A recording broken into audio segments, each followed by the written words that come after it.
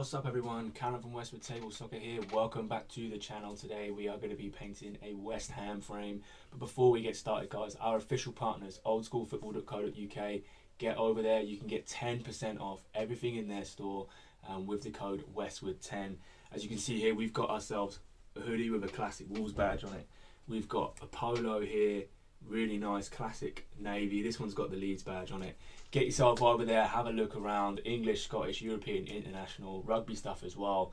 All embroidered, all top class badges, and good quality products. And you can save yourself 10% off anything and everything with code Westwood10. So today, as I said, we are working on a West Ham United special. All these kits have been selected by the client, so it's quite a special one by all accounts. I think it's got a bit of a family connection as well in this one, and we're looking forward to doing it. So without further ado, let's have a little look at what we're doing.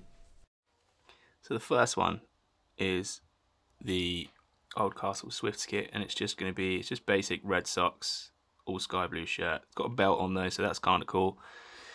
But yeah, so with this one, this is quite an easy sort of base kit to do, and you add the little details in which are going to make it quite special. With the vintage figures, the socks are actually a little bit harder to paint because there's a real angle, especially on this one. The other sock's a lot easier on the classic figure. As you can see here, there's less of that angle. I mean, you look at the bend in the knee, so it can get a little bit tight, especially around the back. So you do have to be a little bit careful to not get it on the back of the legs. And obviously I've got the camera a little bit in my way as I'm trying to film and paint this, so I'm not in a massively natural position. But what I don't want to do is get my massive head in the way. So, and the other thing that's obvious about these is they've got the shorts are way longer. So these are classic like breeches type things, classic Victorian style gaffs. And then there's a lot less leg to paint. So in terms of skinning them up, they are a little bit easier. Just grab another one just to show you a comparison. I mean, look at the amount of leg that you've got to paint on a classic heavyweight style figure in comparison to these. So these figures add a really nice effect to the older kits especially. So we do like to use them. They were out of stock for quite a while, so we hadn't used them, and they came back in. So, and this was like the perfect frame to really showcase them because of the kits that were selected by the client there. But yeah, so we're on the usual brush. We have, everyone, we have got a new brush on the go as well. The one that we normally use is the one that's in my hand at the moment. Has started really misbehaving when painting certain types of stuff. So for the real fine detailing work now, we've traded up for another set of gold. It's like the original version of what this would have been. So I can just try and show you. Goes into a much finer point, so it's got more bristles on it than this one did, but that's what this was originally. But yeah, so we've changed up. We'll use this one a little bit later on. But there we go. So red socks added early doors. Nice and easy, but it's going to work quite nicely. Cool. So obviously there you saw us do the first initial steps into this kit, which was the red socks. So now I've got to paint the shirt, and it's a proper shirt in all sky blue. So as I said, not a particularly difficult kit to paint, but nonetheless does have some really nice little details on it. Still using the old school brush for this one. Painting big block areas, it works really nicely. It's going okay, nice and easy. Using just a bog standard Humbrol paint code 44 for the red, and we used 153.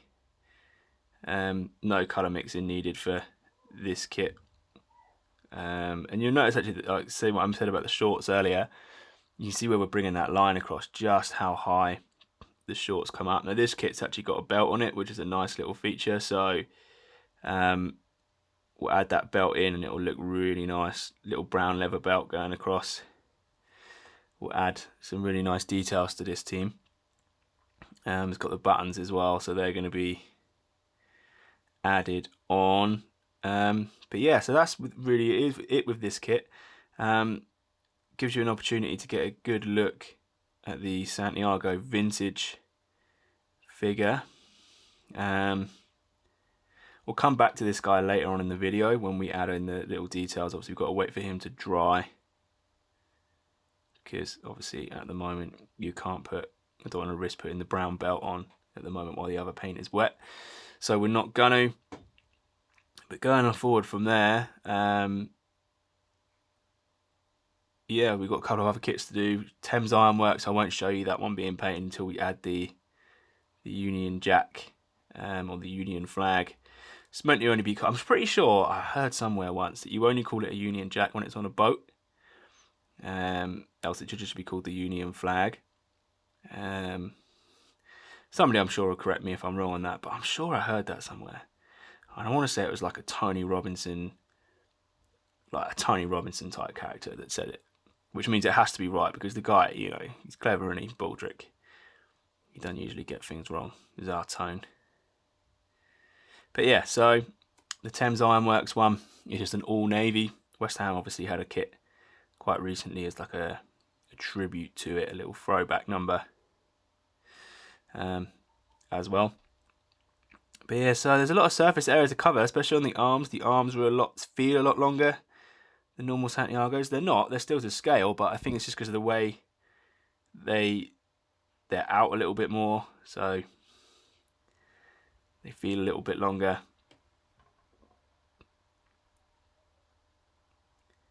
But yeah, so that is pretty much it for a Santiago vintage figure paint there. Like I say, we'll come back to this guy later on in the video, but he is pretty much done in terms of what kit he's wearing, and we'll just tidy him up and add in his little details later on. Okay, so we have now finished the sort of main kit elements for these vintage figures, the early days from 1892 till 2634 kit on the end there. So the base combinations, as you can see, the way we've worked them, if we just flip these guys back up quickly. So with this M1, we could have made it sky blue and red, but we left it white just because there's going to be a lot of claret in this frame, obviously, with it being West Ham. So we took the opportunity to use the white disc just to break up the colour. The middle one is an obvious choice. This kit is all navy with the Union flag on the chest, so the double navy had to be done. The first of the claret and blues is this one here from 1901 to 1903 rather. Nice little short stripe design there as well. Did this one in claret and blue because it's the first one in the frame that's got the claret and blue feature, so had to use it. And then on the end here, we've gone with sky blue and black. May change this one actually to be claret inside, just because I feel like maybe that would work a little bit better. But we'll have a look. The reason we've chosen black is because it's got black socks, and with the rest of the kit being very sky blue and claret, we'll take the opportunity when it arises to use different colours to break up that sort of colour mat, and having different colours in there draws the eye around the frame a little bit better, whereas if they're all the same, they can tend to get lost in themselves. So we're now going to start moving on to the classic heavyweight style figures. First kit is 50 to 52. We've made a start on this one. We've gone back to the lighter shade of the sky blue. If we just show you a comparison quickly of them next to each other. So this one here is a straight from the tin Humbrol 44.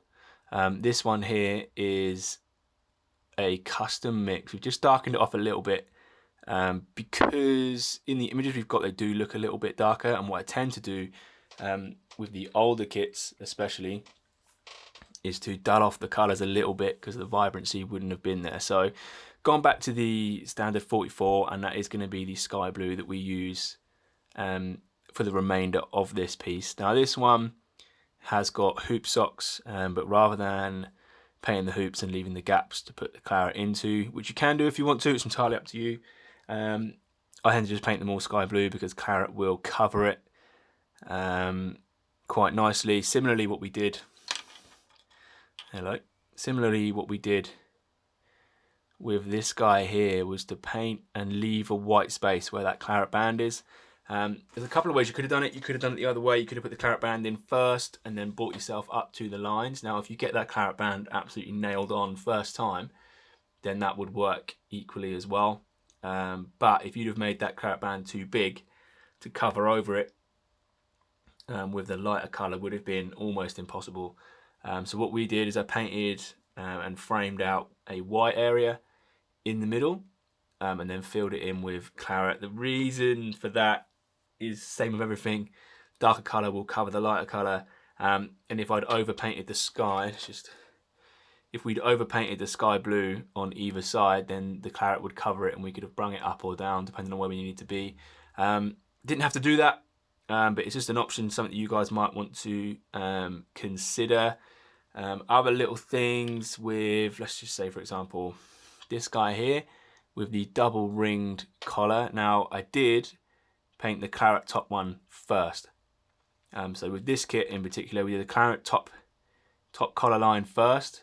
Then we brought the sky blue one round and did the sleeves first, and then we added the rest of the claret on there. The reason we did this claret top line first is because we didn't want to leave too small of a space, and by bringing that line in, that initial claret line around the top, it gave us a really nice balance to get that one in, and it's actually turned out better than we expected, better than I expected. I don't know why I say we, better than I expected it to, in terms of colour balance around there, and we're going to have that tie top collar going across there as well. So guys, we are going to call it a day there. Originally when I started filming this, the plan was to have it as a one episode, just a one single video deal, but given the amount of footage we've got and the amount of talking I've done, I was editing this video through and it was actually about 40, 50, over an hour long, and nobody was to sit through an hour in one go of me talking. So what we've done, we've cut it right down to about 15 minutes, and we're going to break this down into smaller episodes. But that probably will mean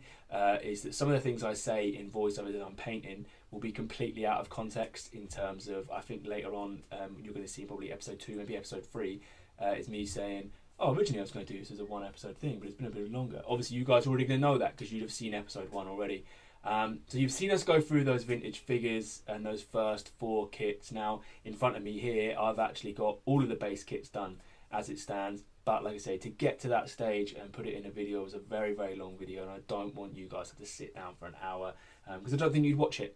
So what we're going to do is we're going to break it down to smaller videos. So thank you very much for watching. If you are new to the channel, please subscribe. If you enjoyed this video, leave it a like. Don't forget, guys, to get over to our guys at Old School Football Shop. You can get them on Twitter as well.